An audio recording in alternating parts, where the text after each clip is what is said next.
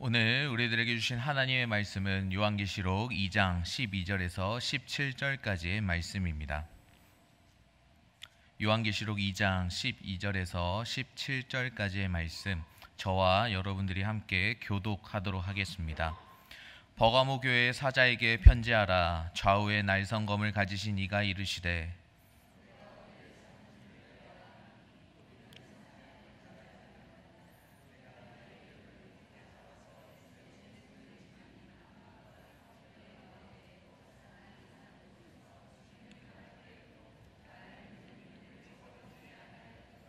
그러나 내게 두어 가지 책망할 것이 있나니 거기 내게 발람의 교훈을 지키는 자들이 있도다. 발람이 발락을 가르쳐 이스라엘 자손 앞에 걸림돌을 놓아 우상의 제물을 먹게 하였고 또 행음하게 하였느니라.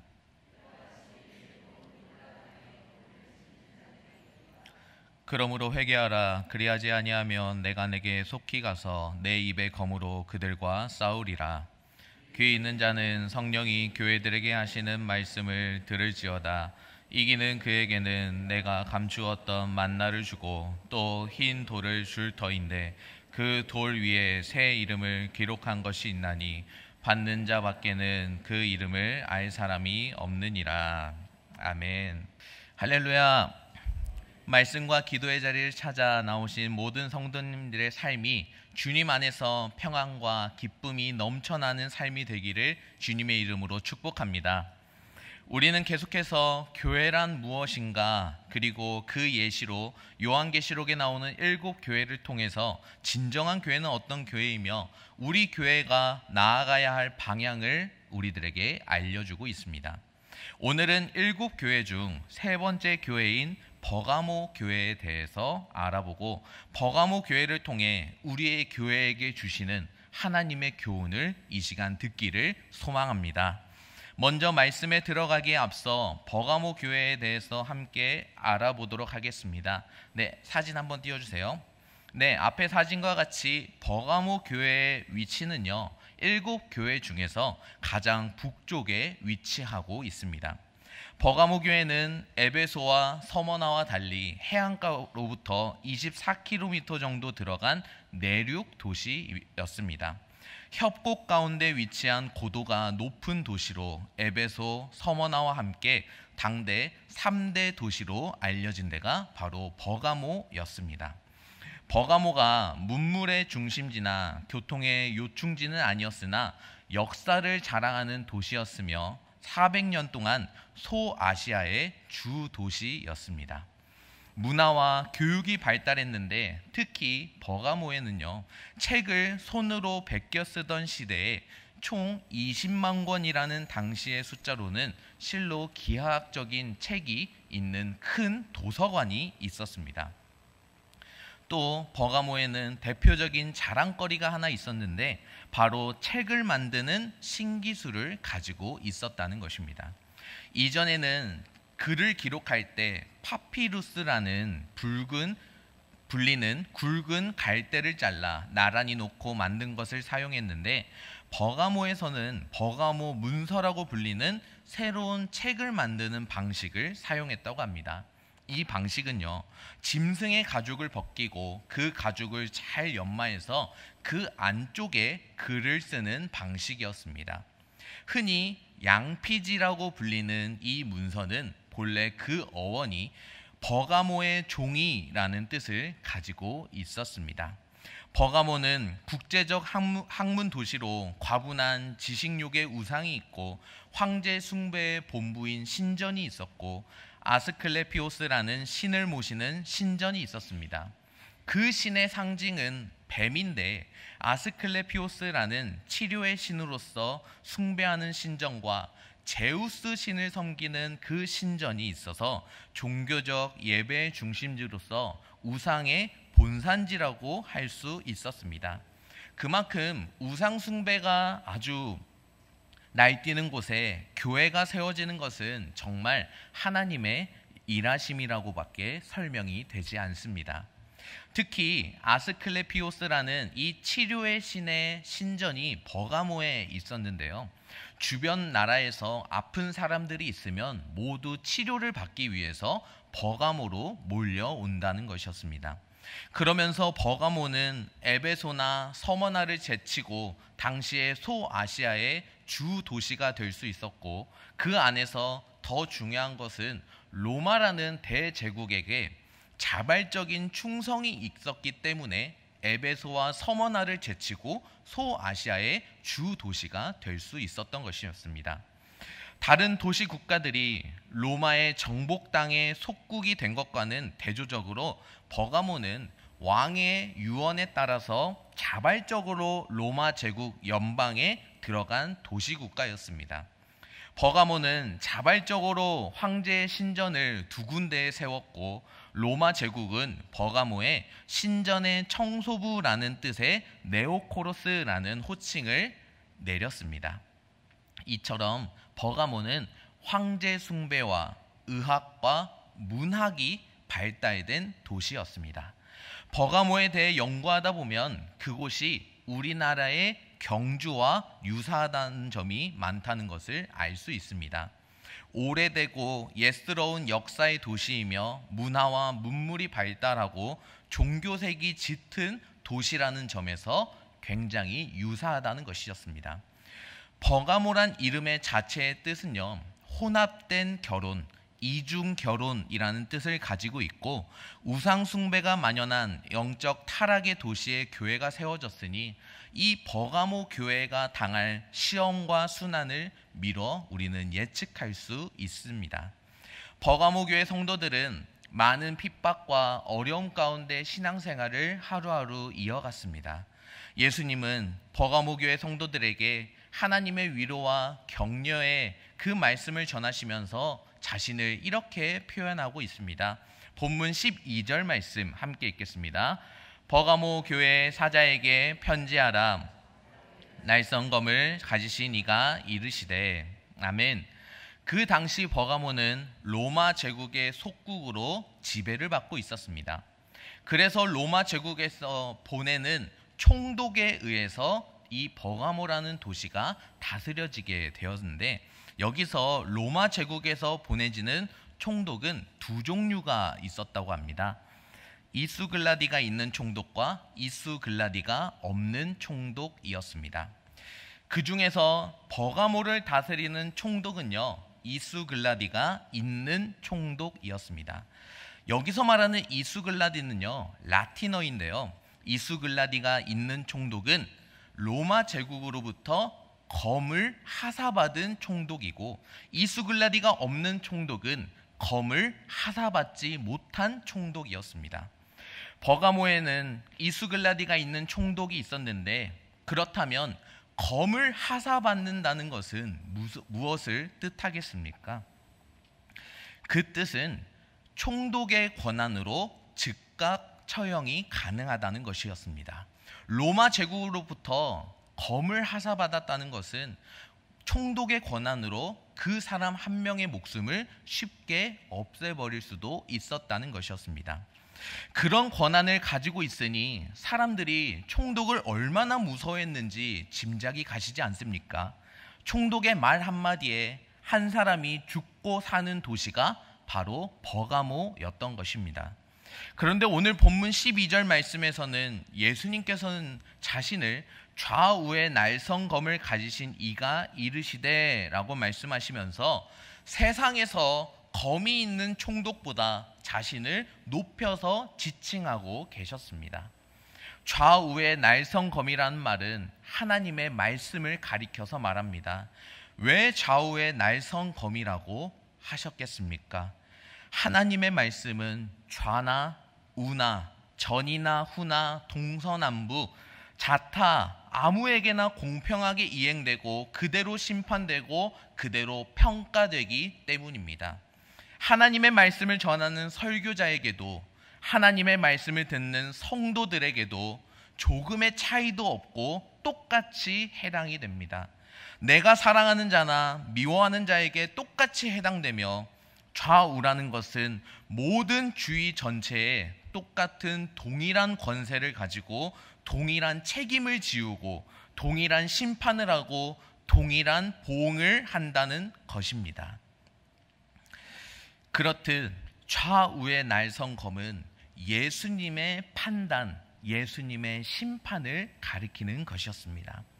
좌우란 전후 상하 전부 다 포함한 것을 표시해서 말하는 것이고, 날성검은 아주 뾰족해서 비수검 모양으로 아주 잘 드는 칼이란 말로 하나님의 말씀의 세밀함과 임의적인 심판의 권위를 뜻하는 말이 됩니다. 칼은 끊고 찌르고 쪼개는 것으로 쪼갤 수 있으면 쪼개고, 찌를 것이 있으면 찌르고, 끊을 것이 있으면 끊는다는 말씀입니다. 칼은요, 의사 손에 들려지면 수술의 칼로, 어머니의 손에 들려지면 음식을 장만하는 칼로, 장수의 손에 들려진 칼은 적을 찌르고 목을 베는 칼로 쓰여지게 되는 것입니다. 칼인 말씀이 예고할 때 말씀에 걸리는 입장에 따라 쪼갤 것은 쪼개지고, 찌를 것은 찌르고, 끊어질 것은 끊어지게 된다는 것입니다.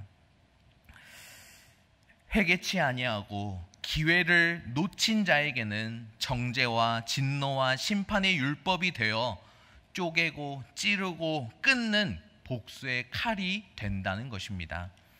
버가모 교회에 나타나신 주님의 모습을 보아 날성검으로 찌르고 쪼개고 끊어야 할 죄악이 있는 것이 내용을 보기 전에 벌써 예측할 수 있습니다.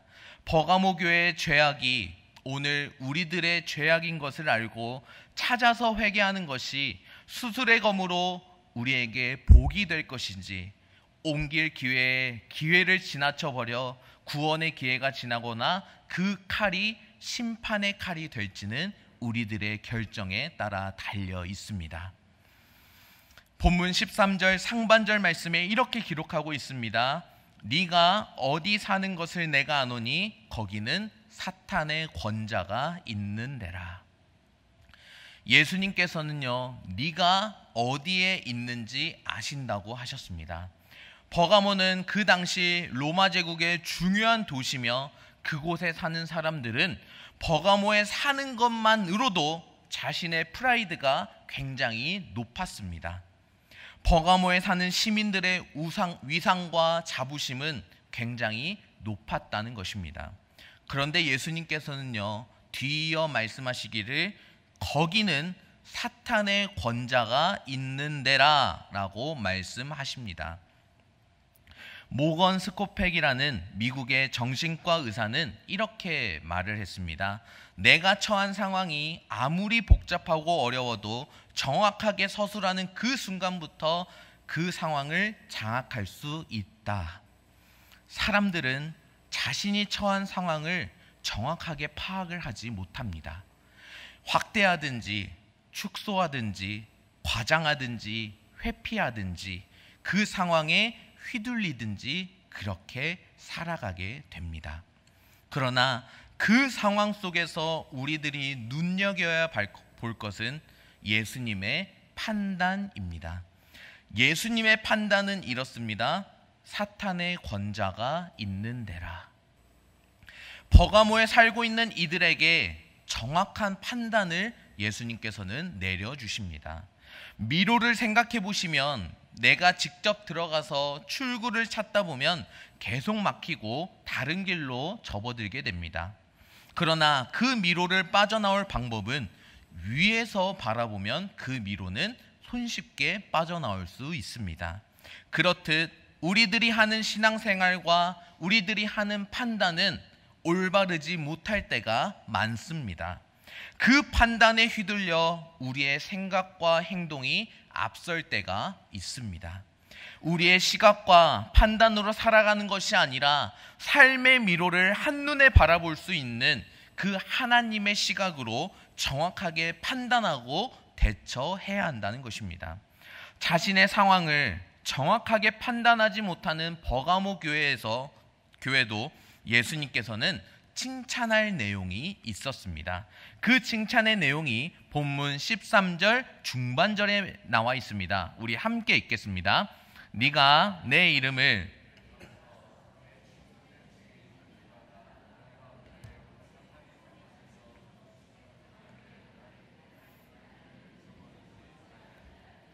아멘.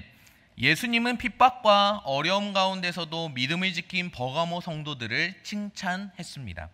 로마 제국은 광활한 식민지를 황제 숭배라는 하나의 이념으로 통치했지만 상당히 관용적이어서 1년에 딱 한 번만 황제의 신전 앞에 나와 절을 하면서 황제는 만유의 주이십니다 라고 고백하기만 하면 됐습니다.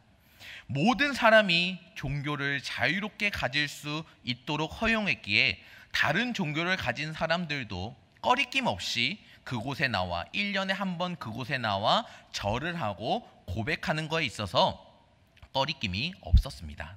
그러나 기독교인만은 유독 황제 숭배 의식을 행하지 않았습니다. 기독교인은 결코 그런 고백을 할 수 없는 사람들이기 때문이었습니다. 신실한 기독교인은 만유의 주는 천지를 지으신 여호와 하나님 한 분뿐이라고 고백하기에 로마 황제를 숭배할 수 없었습니다. 그래서 많은 핍박과 어려움을 겪었습니다. 버가모 교회에 안디바라고 하는 성도가 있었는데 그는 매우 솜씨가 좋은 석공이었습니다. 버가모에 황제의 신전을 지으면서 황제의 신상을 만들어야 했는데 솜씨가 좋은 석공 안디바에게 그 일이 맡겨졌습니다. 그러나 안디바는 자신의 재능으로 차마 황제의 우상을 만들 수 없었기에 그 명령을 거절했습니다. 그러자 핍박자들은 뜨겁게 달군 철판 위에 안디바를 던져 죽게 했습니다. 죽음의 순간에도 안디바는 하나님의 이름을 끝까지 부르며 믿음을 저버리지 않았습니다. 주님은 버가모 성도들이 황제 숭배의 중심지이고 의술의 신과 제우스 신을 숭배하는 도시 한가운데 있음을 잘 안다고 말씀하시며 죽임당하기까지 예수님을 굳게 믿었던 안디바를 칭찬하고 계십니다.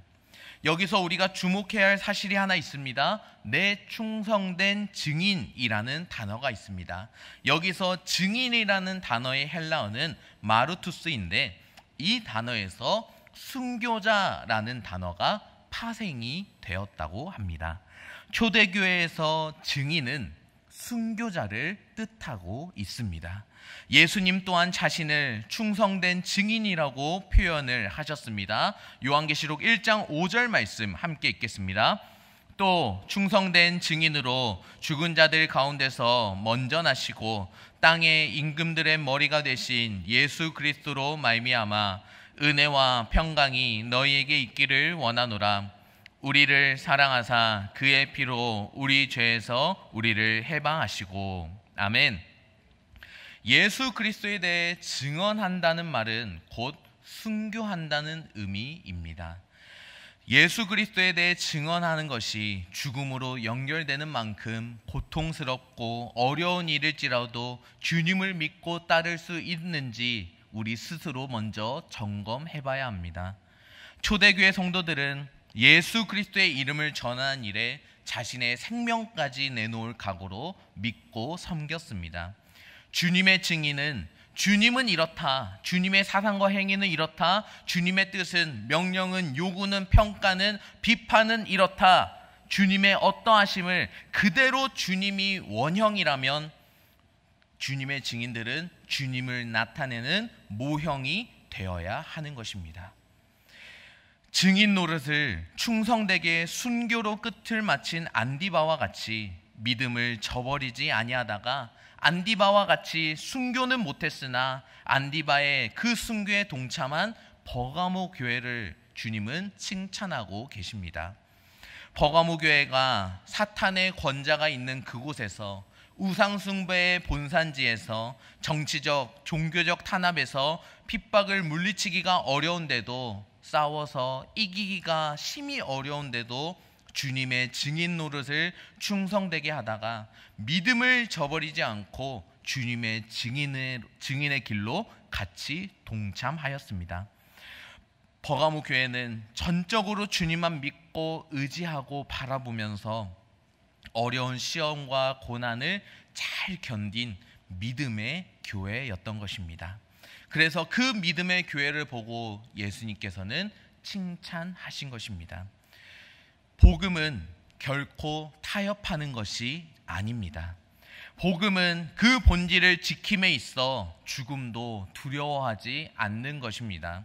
예수님은 버가모 교회 안디바에 대해 내 충성된 증인이라고 말씀하시면서 버가모 교회 성도들이 가려는 그 길을 격려하셨습니다. 충성은 희생을 수반하여야 합니다. 우리의 시간이 희생되어야 하고 우리의 자존심이 희생되어야 합니다.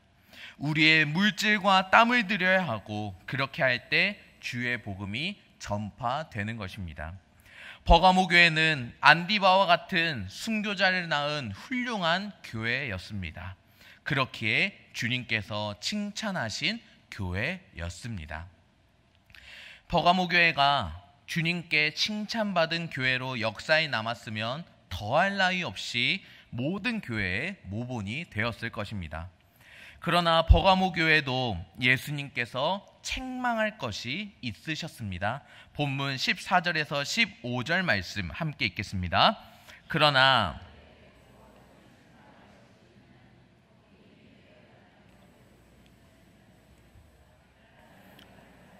이스라엘 자손 앞에 걸림돌을 놓아 우상의 제물을 먹게 하였고 또 행음하게 하였느니라. 이와 같이 내게도 니골라 당의 교훈을 지키는 자들이 있도다. 아멘. 예수님께서는 본문 말씀과 같이 두 가지 부류에 대해서 책망을 하고 계십니다. 첫째는 발람의 교훈을 지키는 사람들, 둘째는 니골라 당의 교훈을 지키는 사람들이었습니다. 먼저는 발람의 교훈을 지키는 자들을 책망하셨습니다. 발람의 교훈은 민수기 22장에서 25장 그리고 31장에 나오는 인물입니다. 발람은 부울 사람으로 이방의 점술가 겸 예언자였으며 하나님의 말씀을 듣기도 했던 인물이었습니다. 민수기 22장에서 24장의 내용을 살펴보면 모압 왕 발락이 그를 고용해서 이스라엘을 저주하게 하려 했으나 하나님께서 막으심으로 결국 저주하는 것은 실패로 돌아가고 맙니다. 발람은 하나님의 종으로 하나님의 일을 한 것이 아니라 돈에 눈이 어두워 돈의 종이 된 사람입니다. 저주는 실패로 돌아가 발람은 교묘한 계략을 하나 펼치게 되는데 민수기 31장 16절 말씀을 함께 읽겠습니다. 보라, 이들이 발람의 꾀를 따라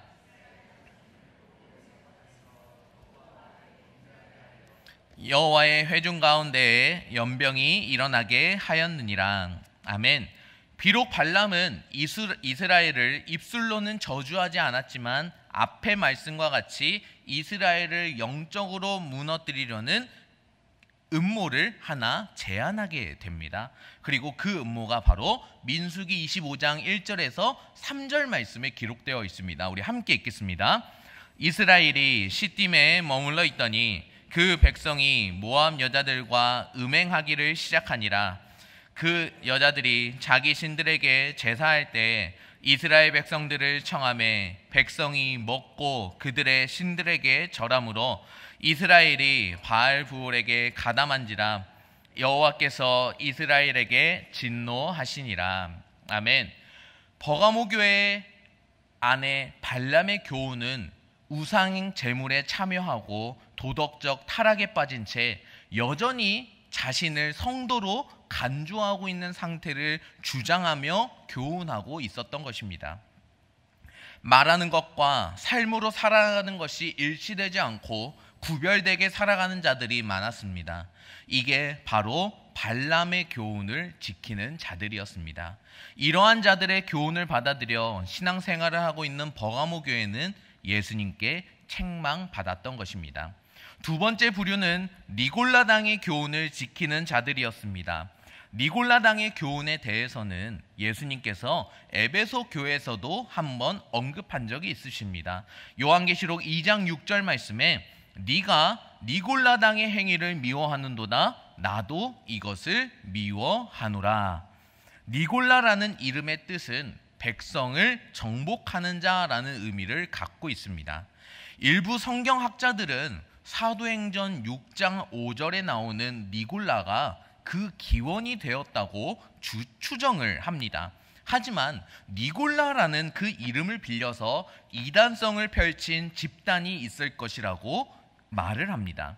니골라당의 핵심적인 교훈은 우상의 재물을 먹고 음행하며 세상 가치에 동화되면서 자신들은 영적으로 괜찮다라고 주장하는 것입니다.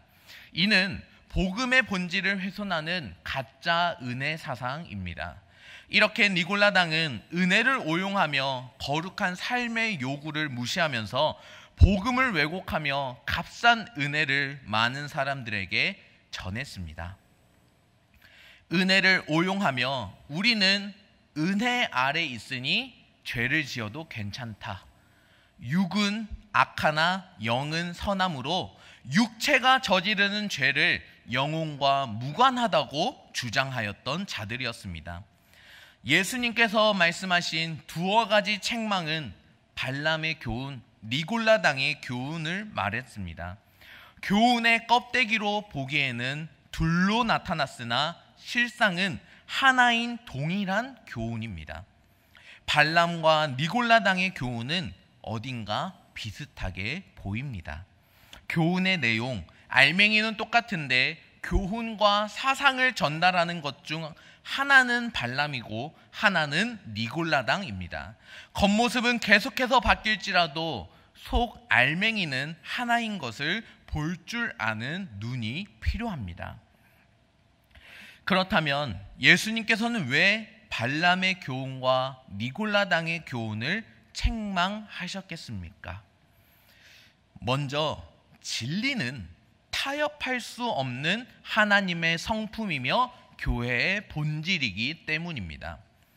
니골라당은 그 진리를 훼손함으로써 교회의 존재 목적을 부정한 것입니다. 또한 은혜를 방종의 도구로 만든다는 점에서 복음을 왜곡했습니다. 갈라디아서 1장 6절에서 9절 말씀에 나온 것과 같이 바울이 경고한 다른 복음과도 연결이 되는 것입니다. 그렇기에 예수님께서는 발람의 교훈과 니골라당의 교훈이 교회 안으로 들어와 복음을 뒤로하고 발람과 니골라당의 교훈을 따르고 지키는 자들을 향해서 버가모 교회를 책망하신 것입니다. 그러나 예수님께서는 책망하는 것에서 멈춘 것이 아니라 여전히 사랑의 주님으로서 버가모 교회를 향해 권면을 하고 계십니다. 우리 본문 16절 말씀 함께 읽겠습니다. 그러므로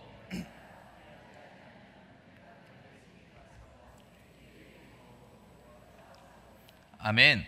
버가모 교회에 이런 중대한 죄가 있으니 주님은 용서의 길을 열어주시고 회개를 권면하셨습니다. 기독교는 회개의 특권을 받았으나 그 회개의 시기를 놓치면 도리어 하나님의 분노가 축적되고 진노에 대한 보응도 맹렬합니다. 버가모 교회는 외적인 박해를 잘 견뎠지만 내부에서는 발람의 교훈과 니골라당의 교훈을 지키고 따르는 자들이 있었습니다. 즉 영적인 타협과 음행, 우상 숭배가 퍼지고 있었습니다. 주님은 이를 용납한 교회 전체를 향해 그리고 교회에 속한 모든 구성원들을 향해 회개하라라고 말씀하시는 것입니다. 여기서 회개는 단지 감정적 뉘우침이 아니라 진리의 말씀 앞에서 방향을 바꾸는 것입니다. 그러나 우리가 회개하지 않으면 예수님께서는 내 입의 검으로 그들과 싸우리라 라고 말씀하셨습니다. 예수님의 입의 검은 히브리서 4장 12절 말씀과 같이 살아있는 하나님의 말씀이 됩니다. 우리 히브리서 4장 12절 말씀 함께 읽겠습니다. 하나님은 말씀은 살아있고 좌우의 날선 어떤 검보다도 예리하여 혼과 영과 및 관절과 골수를 찔러 쪼개기까지 하며 또 마음의 생각과 뜻을 판단하나니. 아멘. 하나님의 말씀은 거짓을 꿰뚫고 교회를 정결하게 하며 교훈의 오류를 심판하십니다. 우리는 진정 잘못했다면 말씀의 거울 앞에 서서 주님 앞에 돌아와야 하는 것입니다. 마지막으로 주님은 우리에게 말씀 앞에 회개하고 돌아왔을 때 두 가지 상급이 있다는 것에 대해서 약속하고 계십니다. 우리 본문 17절 말씀 함께 읽겠습니다. 귀 있는 자는 성령이 교회들에게 하시는 말씀을 들을지어다.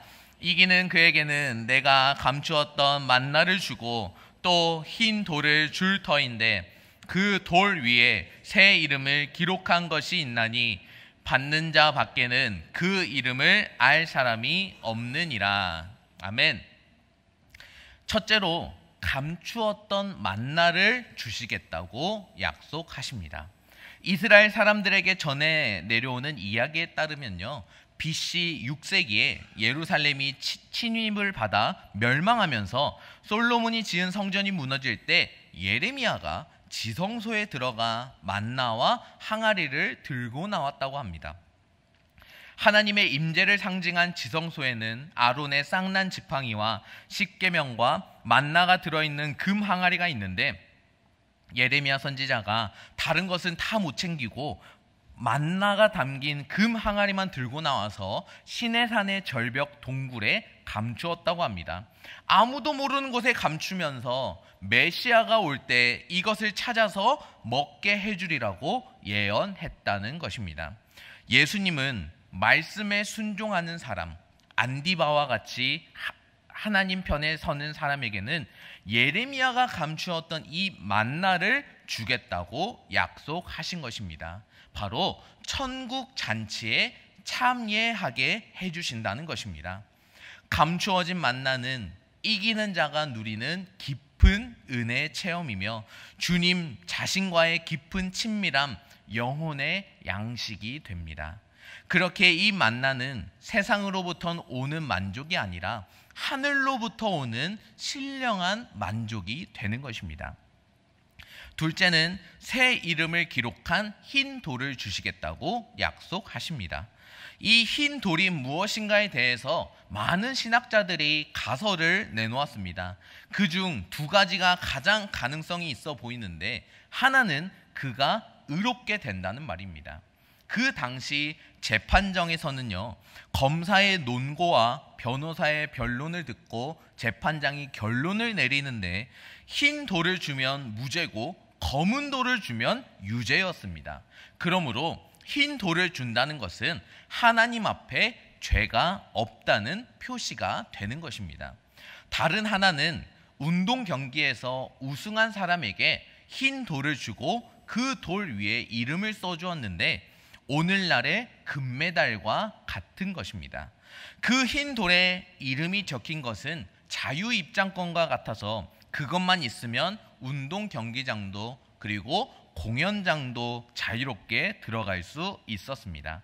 따라서 이기는 자에게 흰 돌을 준다는 것은 예수님의 피로 의롭게 여김을 받고 승리한다는 것을 뜻합니다. 흰 돌은 하늘 시민권을 증명하는 증표가 되며 돌 위에 새겨진 새 이름을 통하여 나와 하나님과의 긴밀한 관계를 표현하고 있습니다. 흰 돌은 재판정에서와 같이 경기장에서와 같이 이기는 자에게 주어지게 되는 것입니다. 우리가 믿음을 끝까지 지켜 나아갈 때 흰 돌이 상급으로 주어지게 되는 것입니다. 이 흰 돌은 우리가 그리스도인으로서 정체성 회복과 구원의 확증이며 하나님 나라의 시민권을 상징하게 되는 것입니다. 감추었던 만나와 흰 돌, 이 두 가지는 모두 이기는 자에게 주어지는 상급입니다. 즉, 이기는 자란 단지 세상과 싸워서 이기는 자가 아니라 끝까지 믿음을 지키고 회개하며 주님과 동행하는 자를 말하는 것입니다. 한국교회의 역사를 보면 안디바와 같은 충성스러운 믿음의 사람들이 많이 있었습니다. 바라기는 우리 교회가 그들의 충성과 믿음을 본받아 하나님 나라의 역사를 끝까지 이어가기를 소망합니다. 이제 말씀을 정리하도록 하겠습니다. 버가모 교회는 외부의 핍박 앞에서는 굳건했지만 내부의 타협 앞에서는 무너지고 있었던 교회였습니다. 그들은 황제 숭배의 도시 한복판에서 믿음을 지켰지만 발람과 니골라당의 교훈, 즉 영적 혼합주의와 도덕적 방종을 교회 안에 들여보냈습니다. 주님은 회개하라라는 말씀을 통해서 우리들에게 거룩을 회복하라는 사랑의 경고를 내리셨습니다. 그리고 동시에 이기는 자에게는 감추었던 만나와 흰 돌, 그리고 새 이름을 약속하셨습니다. 오늘 우리 교회와 성도들이 버가모 교회라는 거울 앞에 서기를 소망합니다. 우리도 외부의 위협이 아니라 내부의 타협으로 흔들리고 있지는 않습니까? 내 신앙은 겉으로는 굳건하지만 내면 깊은 곳에서 이미 세상 무엇인가와 타협하고 혼합되고 있지는 않으십니까? 더욱 바라기는 앞으로 우리 창원교회가 세상이 이기지 못하는 교회, 세상이 감당하지 못하는 충성스러운 교회로 성장하는 것을 기대하고 꿈꿀 수 있기를 주님의 이름으로 축복합니다.